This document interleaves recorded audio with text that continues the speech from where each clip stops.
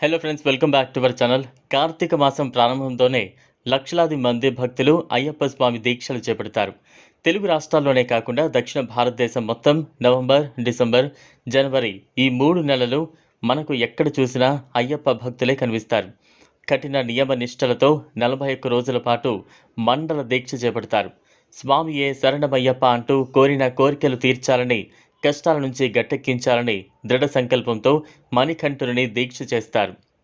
శబరిమల ప్రసాదం 41 రోజుల దీక్ష పూర్తయిన తర్వాత ఇరుముడి కట్టుకుని శబరిమలలో కొలువై ఉన్న హరిహరసుతుడు మణికంఠుని దర్శనానికి బయలుదేరతారు. పంబా నదిలో స్నానం చేసి నీలిమలను దాటి శబరికి చేరుకుంటారు. ఇరుముడితో పదునెట్టంబాడి ఎక్కి స్వామివారి దర్శనం చేసుకుంటారు. ఇదిలా ఉంటే శబరిమలలో లభించే ప్రసాదానికి ఎంతో ప్రాముఖ్యత ఉంది. మనకు తెలిసిన వారిలో ఎవరైనా శబరిమల వెళ్తే అయ్యప్ప ప్రసాదం కోసం ఎదురు చూస్తాం. మరికొద్ది మంది విడిగా కూడా తెప్పించుకుంటూ ఉంటారు. డబ్బాలో ప్యాక్ చేసి పాకంలా నల్లగా ఉండే ఆ పాయాసం చాలా రుచిగా ఉంటుంది. అయితే ఈ ప్రసాదం గురించి కొన్ని ఆసక్తికరమైన విషయాలున్నాయి. అవేంటో ఈ స్టోరీలో తెలుసుకుందాం. కేరళ పతనంతిట్ట జిల్లా పెరియార్ టైగర్ రిజర్వ్ అభయారణ్యం లోపల వెలసిన శబరిమల అయ్యప్ప స్వామి దేవాలయంలో లభించే ప్రసాదం ఎంతో రుచిగా ఉంటుంది.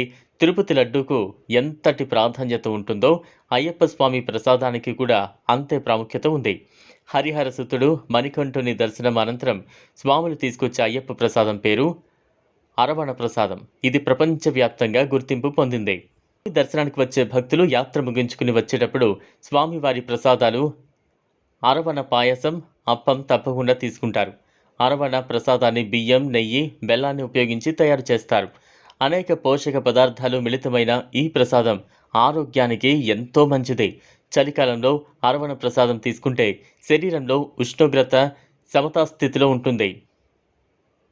ఇంతటి విశిష్టత గల అరవణ ప్రసాదానికి వాడే బియ్యం మావెళ్ళిక్కర ట్రావెన్కోర్ దేవస్థానం పరిధిలోని చిట్టి కులంగర